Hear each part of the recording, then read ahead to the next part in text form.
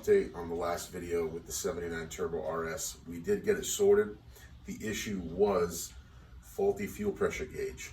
So I had a trusty Harbor Freight gauge on there, and I actually had 25 pounds more fuel in the rail than what I needed. It was going extremely rich, had a rich stumble at wide open. So I was able to take about 20 pounds out, set the pressure rate around 41 pounds. It pulls clean, like you can see in the video here. And that car is an absolute blast to drive. And being so enjoyable to drive, it means that it's done. I have nothing left to do with it. So it's time to start another project. So I wanted to walk you through a couple other cars I have, tell you my plans for them. One of them is going to be really extensive, and one of them is just going to be to have fun in. So let's get it going. So this one here is a recent purchase. This is an 83 Capri RS. It's bone stock and it has 21,000 original miles. I have all the documentation. I bought it from the original owner out of Catskill, New York.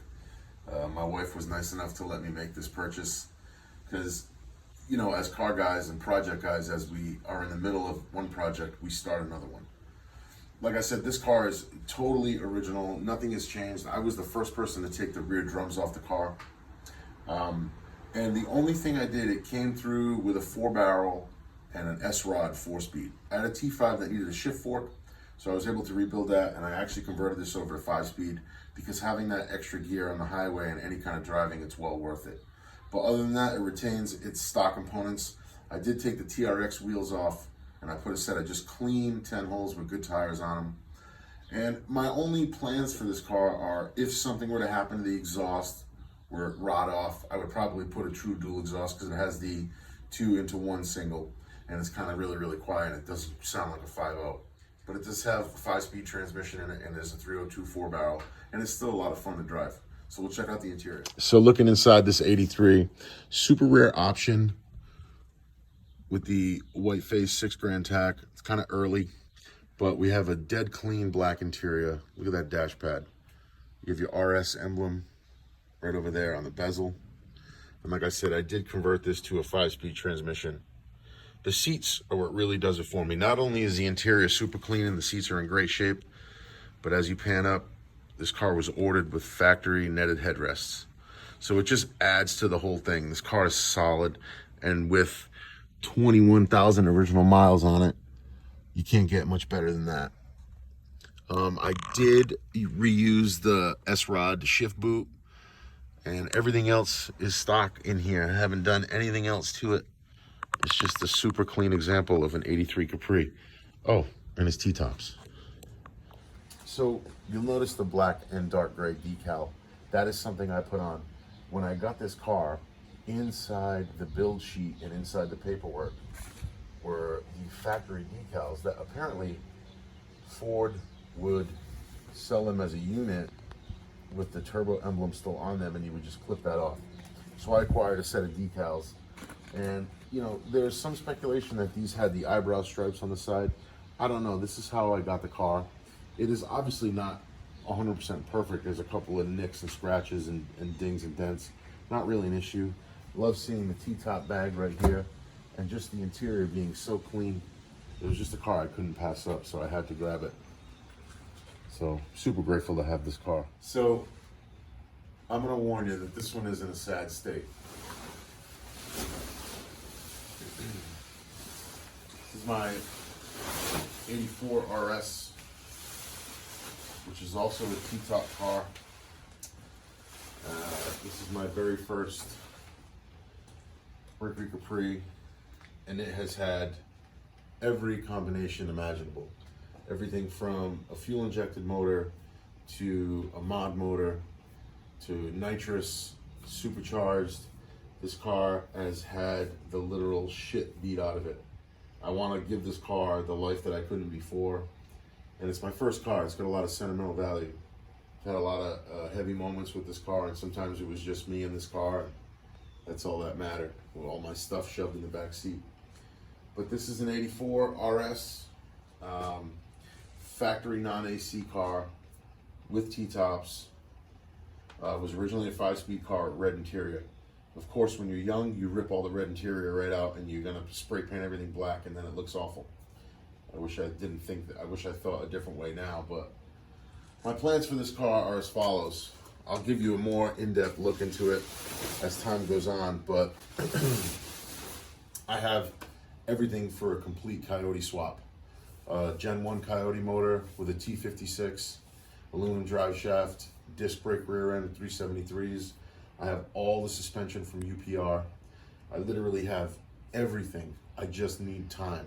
That's the hardest thing, is when juggling these projects, you know, finding the time to have family time, have work time, and then find time to, you know, have your fun with these. So this is going to be my winter project. I'm trying not to look on the classifieds and the want ads and Facebook Marketplace for another project to get into. This is going to be extremely extensive. I have to do some minor floor work, minor floor repair in there, and I don't mind it because I want the car to be 100% right. Luckily, there are already subframe connectors on the car, and the car is solid frame-wise. I just need to patch some spots in the floor that I knew that were there when I got the car originally in 1999. But this car has just been with me. It's been such a part of my life. This actually has mirrored glass T-tops, which is a little weird. I haven't seen too many other ones like that.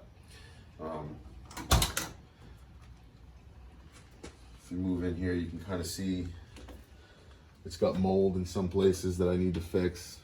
I actually stole the transmission from this car to put into the silver one. It's been really, really tough seeing this car like this, but it's about time I finish it and do it right. So you can see right here at the heel where you would sit if you're in the back seat, on both sides we have some rot. Now luckily, over the years I've cut out panels to really, really great floors, so I actually have the whole entire floor piece to match up. And from the looks of things, the floor going the rest of the way, they are in good shape. There's no issues here. You can see how black the floors are there. I mean, the floors are solid other than those problem areas. So I need to address it, because there's no point in going all that way with the swap if you're not gonna fix what's needed. So I'm gonna get the floors done, and I gotta find a T-top door for the passenger side. Still has the air dam, still has the moldings. Over the years, they've been broken and kicked off and ripped off and punched off. I drove this car through a garage at one point. It's seen everything. Nothing really crazy, but strut towers are all good. Nothing's rotted there. So it's just those spots on the floor, and it's just my own negligence, but I need to get this project going for my sanity and for the car, because it deserves it. So that's the plans, that's the deal. I'm fortunate to have these cars. I'm fortunate to have that 79 RS. All of the ones I've ended up with over my lifetime have been really, really odd ones with cool decal colors. But you know, this one being a 5-speed, being clean, I can load the family up in this one, take the T-tops off, go to a car show. It's dependable, have a good time, no issues, no foul smelling gas, no exhaust leaking through the floors. So this is just something to have fun with, and I couldn't say no to the deal. And like I said, my beautiful wife let me buy it. I'm so grateful. This one, as I mentioned before, it's gonna be extremely extensive. Between swapping floors, making a Coyote engine work in here, I have the frame, I have the exhaust. That in itself is going to be the most straightforward part. I'm more fearing the floor work and getting that sealed up properly. That's my biggest task, because I'm not a finesse guy, and I'm not somebody that can make it look good, but I'm gonna on this one. And then paint. You know, what do? Do you paint it factory color? Who knows? That's way down the road. With the Coyote setup too, you know, you can build it on the frame, build it on the suspension, get it all assembled, load it up into one. So that'll be next. So I just wanted to give you guys an update. Here's what's going on with these projects. This is my little garage man cave slash, I don't know.